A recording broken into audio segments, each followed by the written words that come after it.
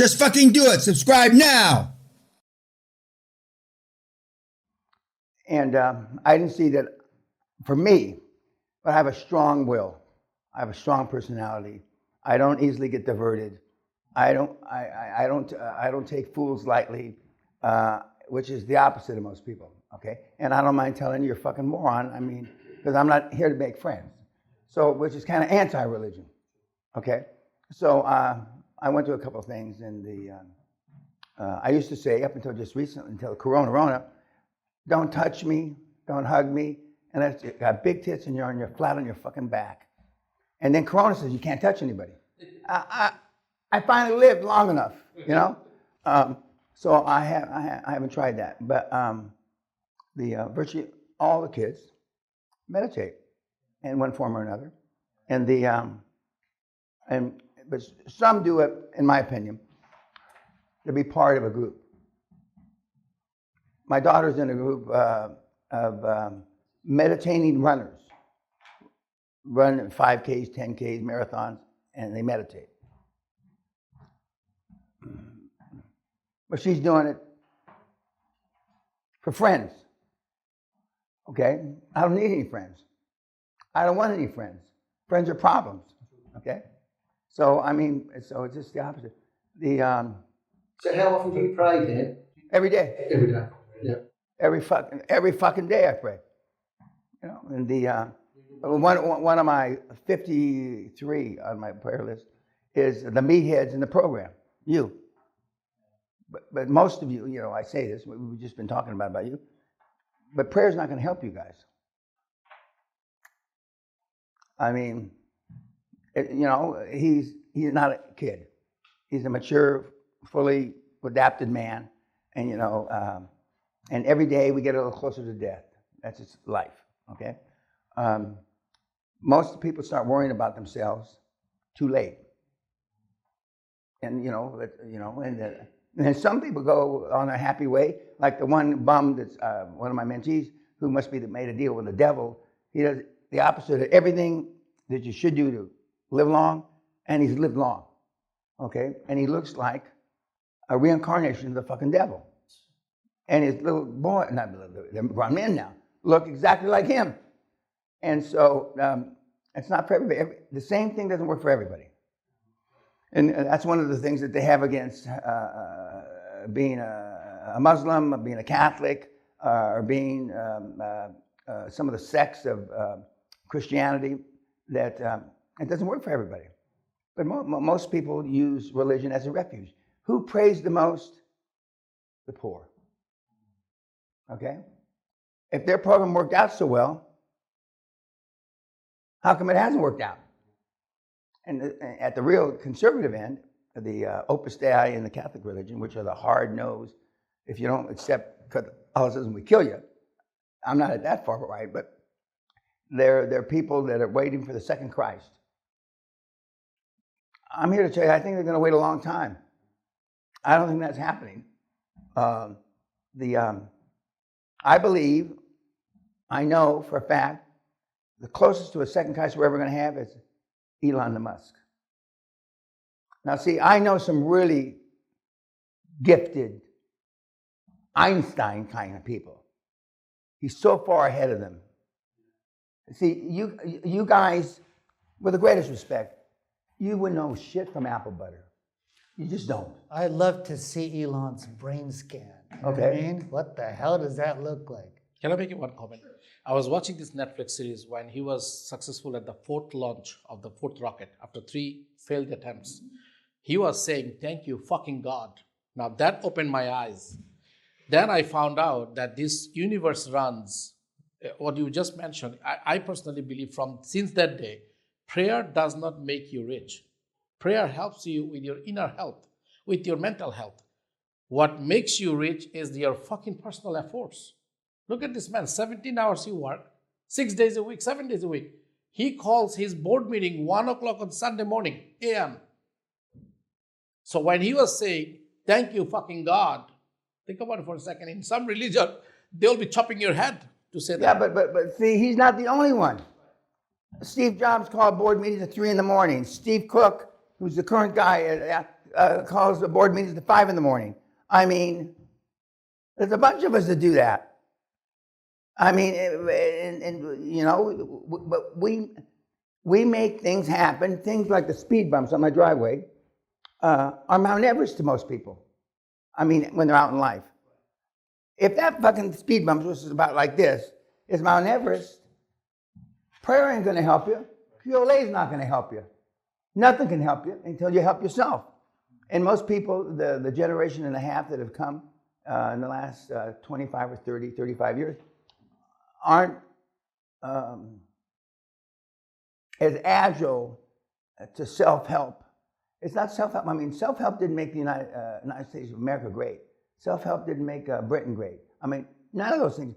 Iron-willed motherfucker that chopped heads off made those places great. The UK used to rule 2/3 of the planet with something called gunboat diplomacy. If you don't like it, we blow you out of the fucking sea, or we come into your port and you blow you to smithereens, and we shove it down your fucking throat. And there was 7 or 8. Fortunately, in the last 5, 6, 700 years, there's been a dozen or a dozen and a half of those. The Netherlands used to take shit from Portugal. Used to. Now everybody wants to be loved, except Putin.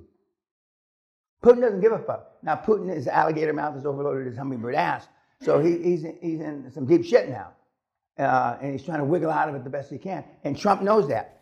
And it's like you bought a bad deal, and Trump's going to help him get out. He doesn't. I don't know if he really gives a shit about the Ukraine. But the other question is Ukraine. Why does the current president of the Ukraine have a $25 million house across the street from Trump that he's had 7, 8 years? How's that possible? A lot of the things Trump says about, Putin says about Zelensky are true. He was a thug. He was a terrorist. He was a murderer. And we're going to wake up. And I think Trump's going to be the beginning of that awakening. And if he cuts off money to Ukraine, I don't know what kind of deal he might cut with Putin. No more money. And now, are the Brits and the Oz, are they going to go? No fucking way. Nobody's going to spill blood from NATO. I'm not saying this sarcastically, but when I was in Poland, none of the Polish people think that if Putin invades Poland, anybody's going to help him. Because they're not. It's all bullshit. But I mean, and the thing about I cope, the money.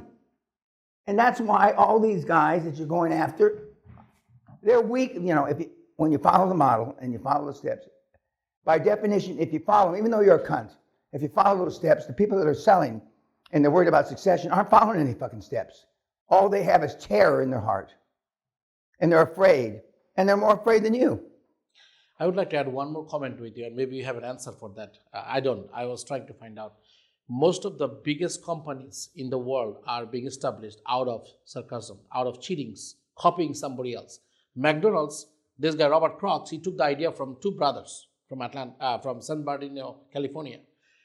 And then Lamborghini was made out of Maserati, right? Bill Gates stole the idea from Steve Jobs, right? All these big companies are made out of stolen properties. How that's work in a fair world? It's not fair, right? And I mean, if you're past 6, 7 years old and still think the world's fair, something's not right with you. And it's, you know, unfortunately, or fortunately, depending on how you want to, I was the biggest kid on my block. Okay, I was a wedo though. And everybody else had as dark a skin as you, Mexicans. I got, you know, I was the milkman's kid. And I thought, like, you know, fuck, I might as well be dark. Every day, 3 or 4 fights. Every fucking day. And you've heard this on YouTube. We're at the grammar school, which we now support. And Sally and I are walking around with the principal. And I said, didn't you used to have a tether ball here? You know, where you hit a ball around a pole? I put a kid's size out right here. Then we walk over there. Didn't you used to have this? Yeah. He says, I broke a kid's arm in 7 places right there. And it was like memory lane. And the principal's crying now, sobbing, because I'm giving him money. Okay? Why do you come back here? Isn't it overwhelming? Fuck, I get it hard on being here. Because now if I hit somebody, I'm going to go to prison for 50 years and I'm 80 years old. Fuck, I'm never going to get out. Then I put a kid's eyes out. Nothing happened to me. We got sophisticated now. And that's why Britain is fucked. It has gotten sophisticated now. It's gotten more genteel. And now they can't defend themselves. As the head of the army said 4 or 5 weeks ago, we have less military than we had for the Crimea War. I mean, Britain will just capitulate, fall to its knees. It's like invading Santa Monica. Nobody's going to fight. There's no one there to fight. Well, I mean, No one will pick up a broomstick. Yeah. They'll call their psychologist, give them some. Yeah, look, whatever the men that we had in the past, the people that, colonized Mexico, the Pizarros, the Cortés, the Ponce de Leon, those men are gone. Go to Spain right now, they're all a bunch of wimps. I think it's different generation. Someone, that generation was a hard generation. Yeah. Fighting generation. I don't know generation. what happened back in the days, but they were raising real men. We're talking about the 1400s. And as your word is, now we have more snowflakes than ever before. The email that you showed us yesterday, the guy his life is worthless and this and that. He doesn't have anything. He wants to go run by his board and his board is trying to steal. Like, come on, man. I mean, you see that email? Like, get off, man. Get the fucking board out. Yeah, well, most of them, it's like the kid that walked by, his chairman, his CEO, and his CFO were sitting in the booth in Starbucks. Yeah. And he just kept walking. And he's selling Margaret's fucking shirts now in Tallahassee, Florida. These guys in the room won't fight. I know. I've heard all this bullshit before. If you would have saw him there, you would have yelled your lungs out at him, right? Oh, I would have gone in and I would. You know how I happen to know that. Put them on the spot. Okay, you know they have a thing like this that has napkins in it, a metal thing. Yeah. Boom, boom, boom, and I'd be in jail, but that's fine. And now I get away with because you don't even really have to. An 80-year-old, an 80-year-old is intimidated. He intimidated me, so I stabbed him in the face. See, I get away with murder now. Because, he threatened me. I thought he was a black, but he wasn't, so I stabbed him. And you were 80 years old. Yeah, the guys that are selling these things are soft. And the one guy that did it, the Canadian kid, all he did was, like he said, I followed the steps, the scripts. Some of the people in that room, now this is a Trump exaggeration, haven't opened the thumb drive. There are 32 motherfucking gigs. Now I'm told that's a lot. Nobody in that room has gone through all 32 of those fucking gigs. Nobody. Not possible. Peter Harasti did. Remember the little, like he says, Hungarian Forrest Gump? And he says it took him 3 weeks. He translated every fucking word from English to Hungarian. And then he, not alphabetized them, but he put them in some order, 1 to 100. But nobody, has done that. And as I told you, we put it in a mishmash order because we wanted you to have to go through it to find the shit. But, and then they complain. Now, we don't have many people, still we have a few people that say that the QLA doesn't work, or the new generation of cunt is the new QLA doesn't work for the current generation. That's what Tate says, the rapist guy that says that I taught him all this shit. I didn't teach him anything. But the guy from prison, he said this was like eating vanilla ice cream to me. And I'm going to go to the prison and talk in February or March to the incarcerated. That not everybody incarcerated is tough, but for the real gangsters, we're going to own London. Because without a gun. And the black guy, he didn't say this on the, and without a gun even, or a knife. That's why when I came here in 1981 to begin with, and I failed, and I came back in 1984, and that's when I phrased, it's like taking candy from a baby or shooting fish in a barrel, because I did this stuff time after time after time in outrageous fashion, choking people and shit. I mean, they didn't know what to do with me. So they just gave me a lot of money. I think one of the bigger reasons the way you are being raised is because of your tough dad. Oh yeah, my dad, The biggest reason. I'm thankful. And, he only caught me maybe 10% of the time. I did, and the teachers only caught me less than 10% of the time. And the priests and the nuns only caught me less than 5% of the time. But I was outrageous. And that's why when I hooked on with Mother Teresa, when the bitch, before she became a saint, and it's part of the reason I got knighted, she was compared to me. Fuck. This nun is a nun with a habit, but it's really Dan Peña inside. Because she was ruthless. She had people kidnapped and all kinds of shit. No shit. And she became, I am going to be a fucking saint. This is the first step for me. Next, the church by the Pope. Won't happen while I'm alive. But I mean, she was worse than me. Hard bitch. A famous story. She was dealing with the biggest bus company in the world, and we're in Orange County. They're at a presentation of some shit, and she had asked originally for 3 buses, and she had jacked them up to 30 buses. And so they're going to make the chairman's there, everybody's there, the vice president of the United States was there, blah, blah. And so then she yanks on the suit of the president and says something to him, and then he yanks on the suit of the chairman and says something to him, and then the chairman stopped his talk, turned around and went over to talk to St. Teresa, Mother Teresa.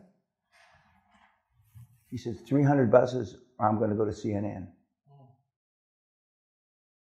300 buses or I'm going to CNN. That's extortion.